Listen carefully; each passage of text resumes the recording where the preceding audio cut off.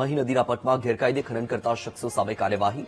ઉમરેઠના મામલતદારે દરોડા પાડીને કાર્યવાહી કરી છે. એક જેસીબી, 2 રેતીના વાહન, 2 નાની હોડી સહિત 70 લાખનો મુદ્દામાલ જપ્ત કરવામાં આવ્યો. દરોડા પડતા જ ખનીજ માફિયાઓ સ્થળ પરથી ફરાર થઈ ગયા. દરોડા પાડીને માત્ર સાધનો જપ્ત કરીને તંત્ર સંતોષ માને છે. ખનીજ માફિયાઓ સામે કોઈ કાર્યવાહી ન થતા સવાલ ઉભા થયા.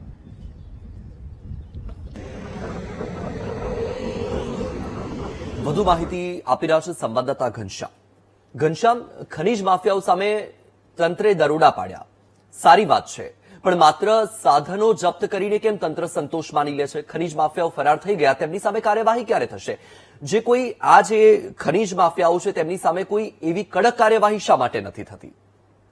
વત્સલ, ચોક્કસથી જે રીતે આણંદ જિલ્લાનું ખાણ ખનીજ વિભાગ છે તેની ઉપર વારંવાર સવાલો ઉભા થઈ રહ્યા છે. મહત્વની વાત એ છે કે ઉમરેઠ તાલુકાના જે ચીલી ગામ પાસે આવેલી મહીસાગર નદીના પટમાં બેફામ રેતી ખનન થતું હતું અને ત્યારબાદ કલેક્ટરની સામે ફરિયાદ આવતા કલેક્ટરે ઉમરેઠ મામલતદારને રેડ કરવાની સૂચના આપી હતી.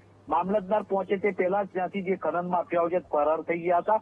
હાલ જે તંત્ર છે તેના દ્વારા જે 70 લાખના સાધનો જપ્ત કરવામાં આવે છે, પરંતુ સૌથી મહત્વનો સવાલ એ છે કે આ જે ખનન માફિયાઓ છે તેમના વિરુદ્ધ આજ દિન સુધી આણંદ જિલ્લામાં ખાણ ખનીજ વિભાગે એક પણ ફરિયાદ કરી નથી, જેને લઈને હવે ખાણ ખનીજ વિભાગની જે કામગીરી છે તેની ઉપર સવાલ થઈ રહ્યા છે. કારણ કે આ રેડ પાડવાની તેમજ ખનન રોકવાની જવાબદારી ખાણ ખનીજ વિભાગની હોય છે, પરંતુ ખાણ ખનીજ વિભાગ આંખે પાટા બાંધી અને બેફામ રેતી ખનનને જોઈ રહ્યું છે, જેને લઈને હવે કલેક્ટર એક્શન મોડમાં આવ્યા છે. જી વત્સલ.